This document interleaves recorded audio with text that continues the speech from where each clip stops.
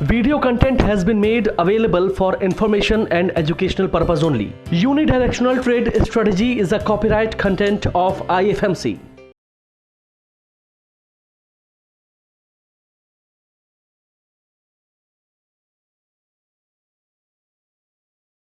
Good morning and welcome to the episode of Art of Investing Part 4. दोस्तों, इससे पहले 3 part आप लोग देख चुके हैं। मैंने स्टार्ट किया था कि एक मल्टी बैगर पोर्टफोलियो बनाने के लिए क्या करना है, उसमें कुछ 6 स्टेप्स मैंने आपके साथ शेयर करे थे और फाइनली उसके बाद आती है बारी कि हमें कौन से सेक्टर को चूज करना चाहिए और उसके कौन से स्टॉक्स को हमें चूज करना चाहिए एक लॉन्ग टर्म पोर्टफोलियो बनाने के लिए, एक मल्टी बैगर पोर्टफोलियो बनाने के लिए। आज बारी है बैंकिंग सेक्टर की। दोस्तों, अगर मैं बैंकिंग सेक्टर की बात करूं, एक बहुत बड़ा सेक्टर है और ये एक ऐसा सेक्टर है जो हमेशा हर मौसम में, चाहे जनवरी हो, दिसंबर हो, मार्च हो, ऐसा नहीं है कि ये कोई पीरियोडिक सेक्टर हो कि कभी चलता है कभी नहीं चलता। ये 12 महीने चलता है, चलने वाला सेक्टर है। तो बैंकिंग एक लोगों का रुझान रहता है बैंकिंग सेक्टर की तरफ, और बैंकिंग सेक्टर लॉन्ग टर्म की दृष्टि से बहुत ही अच्छा सेक्टर है हिंदुस्तान के लिए। अगर हिंदुस्तान ग्रो करता है, और हिंदुस्तान को ग्रो करना ही है, अगर हम ग्रो करते हैं तो बिल्कुल हमारा बैंकिंग सिस्टम, हमारा बैंकिंग के स्टॉक्स, बैंकिंग सेक्टर भी ग्रो करेगा। और अगर बैंकिंग सेक्टर ग्रो करेगा तो बैंकिंग के अच्छे स्टॉक्स, बैंकिंग के फंडामेंटल स्टॉक्स भी बनेंगे। तो दोस्तों, मैंने देखा अभी हेडलबर्ग की जो रिपोर्ट आई, उसमें अडानी के शेयरों के ऊपर बहुत मार पड़ी, जिसकी वजह से बैंकिंग के ऊपर भी एक अच्छा कोलैप्स आया।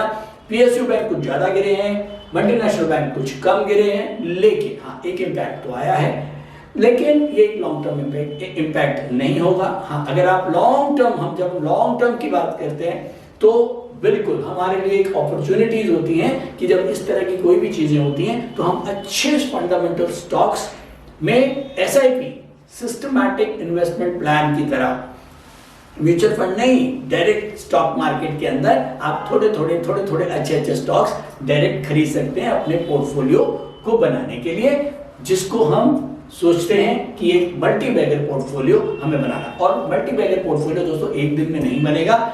ये इस तरह की अपॉर्चुनिटीज आएंगी जो आपको अवेल करनी है, और वो अपॉर्चुनिटीज को आप जब भी अवेल कर पाओगे जब आपके पास नॉलेज होगी। तो चलिए चलते हैं सीधा यूडीटीएस बीएसएम पर और देखते हैं कि बैंकिंग सेक्टर के कौन कौन से स्टॉक्स हैं जिनके कुछ फंडामेंटल पैरामीटर्स मैंने मार्क करके आपको पहले भी दिए हुए हैं, जिसपे कुछ हम मानते हैं कि सेफ्टी पैरामीटर्स हैं।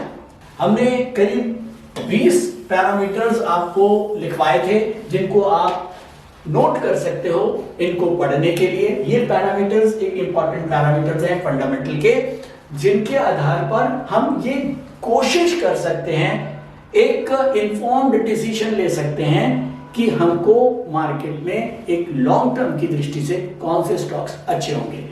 तो सेफ्टी पैरामीटर्स वो पैरामीटर्स हैं जो हमको ये बताते हैं कि यार ये कंपनी लॉन्ग टर्म के हिसाब से सेफ है, और वैल्यू पैरामीटर्स हमको वो पैरामीटर्स बताते हैं जिसके अंदर हमें ये लगता है कि यार लॉन्ग टर्म की दृष्टि से अगर मैं कोई स्टॉक ले रहा हूं तो मुझे वो आज भी एक अच्छे रेट में लेना चाहिए, उसमें एक वैल्यू होनी चाहिए।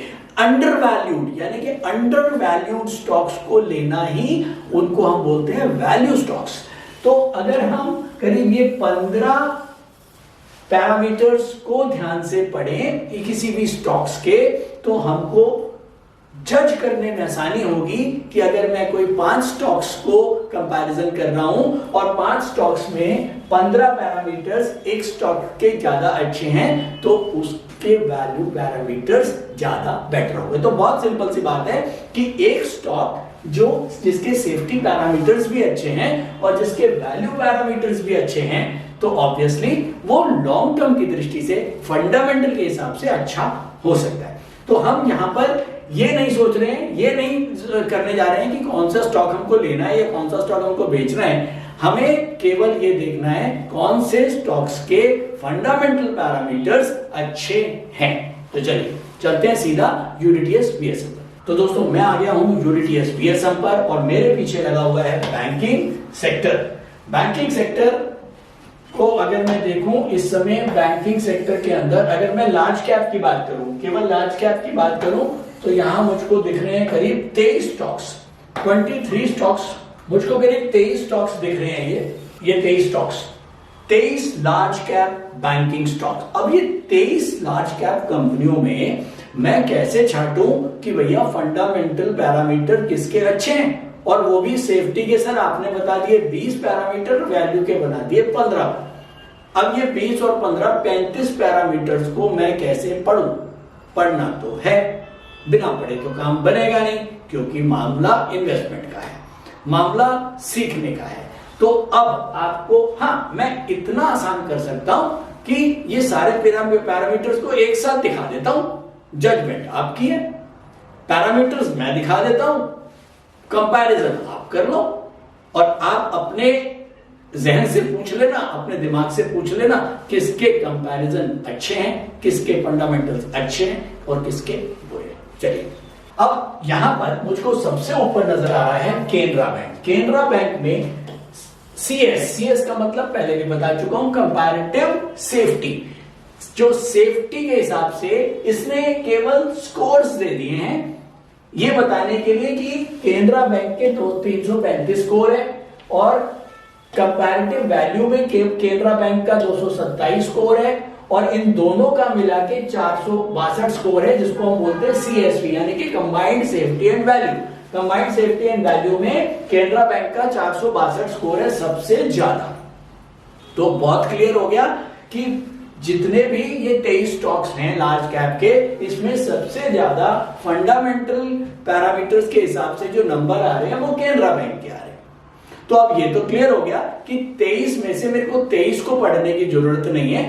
केनरा बैंक या ऊपर के जो टॉप या 3-4 हैं उनको मैं आसानी से रीड कर सकता हूं। सेकंड नंबर पे कौन आ रहा है? यूनियन बैंक, तीसरे नंबर पर इंडसइंड बैंक, और चौथे नंबर पर एचडीएफसी। मेरे ख्याल में टॉप 4 या टॉप 3 के नीचे जाने का कोई सेंस है नहीं। तो टॉप 4 में आ रहे हैं केनरा, यूनियन, इंडसइंड और एचडीएफसी बैंक।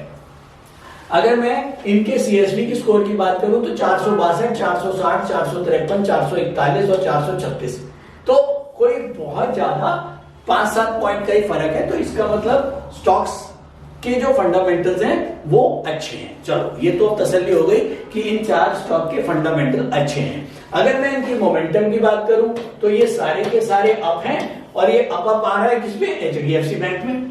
कोई बात नहीं, तो इसका मतलब ये 4 स्टॉक्स जो हैं बैंकिंग के, इनमें मोमेंटम भी ठीक है और इनके फंडामेंटल्स भी अच्छे हैं। तो फंडामेंटल्स मैं कहां से चेक करूंगा? वो मैं नीचे जाके चेक करूंगा।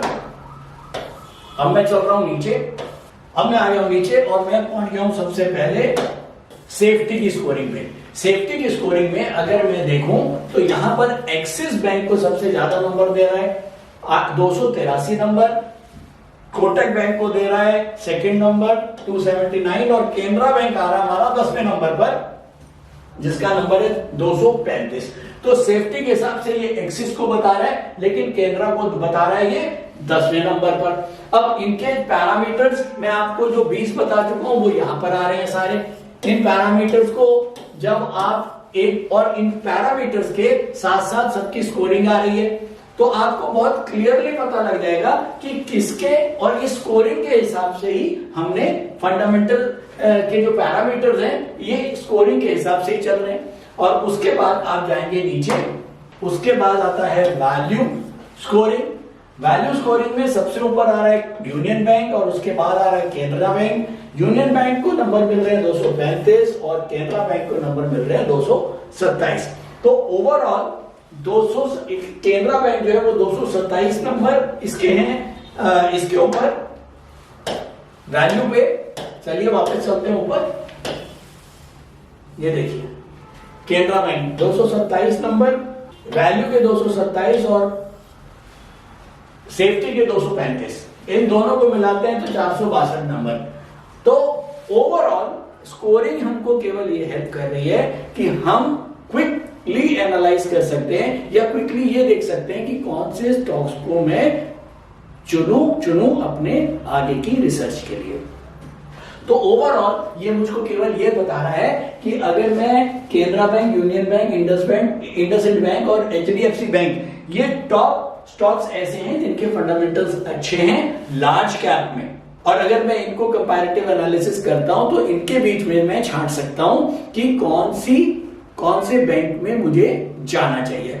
अब इसके अलावा कई चीजें हम नॉर्मल मार्केट से भी जोड़ सकते हैं। जैसे आज की दृष्टि से हमको लग रहा है कि अडानी के चक्कर में पीएसयू बैंक में हो सकता है थोड़ी बहुत सेलिंग और आ जाए, तो फिर अगर आज मुझको लेना है तो मैं केनरा बैंक और यूनियन बैंक को छोड़ सकता हूं, उसकी जगह मैं इंडसइंड बैंक और एचडीएफसी बैंक में ज्यादा ध्यान लगा सकता हूं। तो ये छोटी छोटी चीजें होती हैं जो आप अपने एक्सपीरियंस से भी सीखते हो, लेकिन हाँ, आपके पास जब तक एक इन्फॉर्म्ड डिसीजन नहीं होगा और प्रॉपर लर्निंग नहीं होगी तो आप स्टॉक मार्केट में एक बड़ी वेल्थ क्रिएट नहीं कर पाएंगे। तो चलिए जल्दी से अब मैं बात करता हूं। अभी तक हमने बात करी लार्ज कैप में, हमने 4 स्टॉक्स देखे जिनके फंडामेंटल पैरामीटर्स अच्छे हैं। अब मैं देखता हूं मिड कैप। ये मैंने मिड कैप को क्लिक किया। मिड कैप में अगर मैं बैंकिंग की बात करूं तो मुझको केवल 7 बैंक मिल रहे हैं। 7 बैंक में सबसे ऊपर आ रहा है सीयूबी, उसके बाद नीचे आ रहा है इक्विटास, फिर तीसरे नंबर पे आ रहा है करूर। तो जब बहुत ज्यादा नंबर ही नहीं है तो हमको बहुत ज्यादा नीचे जाना नहीं चाहिए। तो मिड कैप में सीयूबी के 141 नंबर है। हम सीयूबी के जो फंडामेंटल पैरामीटर्स हैं वो नीचे दिए हुए हैं। ये देखिए, ये सारे पैरामीटर्स सीयूबी के दिए हुए हैं और इनका कंपैरिजन भी जो है वो बाकियों के साथ दिया हुआ है। सीयूबी में सेफ्टी में 96 नंबर इसको मिल रहे हैं, और अगर मैं बात करूं वैल्यू की तो वैल्यू में सीयूबी को मिल रहे हैं 45 नंबर। तो ओवरऑल अगर मैं दोनों को जोड़ता हूं तो सीयूबी बेटर फंडामेंटल रिजल्ट्स के साथ आता है। तो मैं ज्यादा ध्यान सीयूबी के रिसर्च के ऊपर लगा सकता हूं। अब मैं जा रहा हूं स्मॉल कैप के ऊपर। स्मॉल कैप में मैंने क्लिक किया।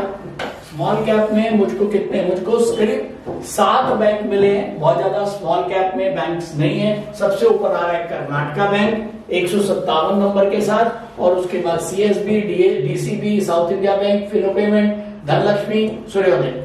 तो इसमें भी क्योंकि बहुत ज्यादा स्टॉक्स नहीं है तो मैं सबसे ऊपर जो है कर्नाटका बैंक। अगर मुझको अब ये आपको तय करना है कि मुझे लार्ज कैप में रहना है, मिड कैप में रहना है या स्मॉल कैप में रहना है। ये मैं आपको पहले भी बता चुका हूं कि अगर आप बहुत ज्यादा रिस्क टेकर हैं तो आप स्मॉल कैप में जाएं, अगर आप मॉडरेट हैं तो आप मिड कैप में जाएं, अगर आप कंजर्वेटिव हैं और आप बहुत ज्यादा अपना एक्सपोजर नहीं देना चाहते हैं, बहुत ज्यादा आप रिस्क नहीं लेना चाहते हैं, तो केवल और केवल लार्ज कैप में रहें। तो दोस्तों आज के लिए इतना ही। उम्मीद करता हूं बैंकिंग सेक्टर के ऊपर काफी कुछ आपको मैंने बताने की कोशिश करी है, कैसे फंडामेंटल एनालिसिस के थ्रू हम अच्छे स्टॉक्स को चूज कर सकते हैं, और लर्निंग चालू रहेगी नेक्स्ट वीक किसी नए सेक्टर के साथ। जाते जाते एक आपको इंफॉर्मेशन और दे रहा हूं कि जो हमारी रिपब्लिक डे ऑफर चल रहा है आईएफएमसी का, तो 40% तक के जो डिस्काउंट है वो आप ले सकते हैं हमारे ऑनलाइन कोर्सेज के ऊपर। और जितने भी लोग जो दिल्ली नहीं आ सकते हैं वो रिकॉर्डेड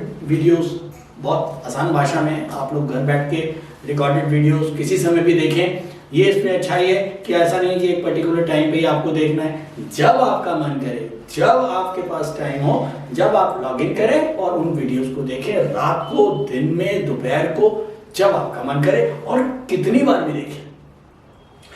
6 महीने से 9 महीने की वैलिडिटी होती है। आप रिपीट कर सकते हैं, कई बार रिपीट करें, आराम से समझें, और आपको कोई चीज नहीं समझ में आती है तो इसके साथ साथ आपको डाउट सेशन भी अवेलेबल है, वो आप हमारे नंबर पे कॉल कर सकते हैं और बात कर सकते हैं। तो दोस्तों एक अच्छा मौका है रिपब्लिक डे ऑफर का, आप लोग ज्वाइन कर सकते हैं आईएफएमसी के कोर्सेज और अपनी लर्निंग को आप एक नए लेवल तक पहुंचा सकते हैं। स्टॉक ट्रेडिंग के दौरान मुझे क्या खरीदना चाहिए और मुझे क्या बेचना चाहिए, मुझे कब खरीदना चाहिए और मुझे कब बेचना चाहिए, ये सवाल आपको परेशान करते हैं। तो चलिए सिंप्लीफाई करते हैं स्टॉक ट्रेडिंग को और निकालना सीखते हैं वो एक्यूरेट पॉइंट्स जहां हमें स्टॉक को बाय या सेल करना है। मेरे यानी मनीष तनेजा के साथ IFMC की यूडीटीएस स्ट्रैटेजीज से। यूडीटीएस यानी यूनिडायरेक्शनल ट्रेड स्ट्रैटेजीज, जो है हर स्टॉक ट्रेडर की पहली पसंद, जो बनाती है स्टॉक ट्रेडिंग को सिंपल, एक्यूरेट और स्ट्रेस फ्री। यूडीटीएस स्ट्रैटेजीज सभी इंटरवल्स पे काम करती है, चाहे वो इंट्राडे हो, पोजिशनल हो या लॉन्ग पोजिशनल हो। मेरे 26 सालों के एक्सपीरियंस और एक्सपर्टीज का निचोड़ है यूडीटीएस। IFMC की लोकप्रियता का राज है उसकी copyright strategies, and IFMC is unchallenged leader in stock market education. IFMC is now a school of 10 million learners, awarded twice by Delhi City Icon Awards. So let's begin UDTS online course by IFMC.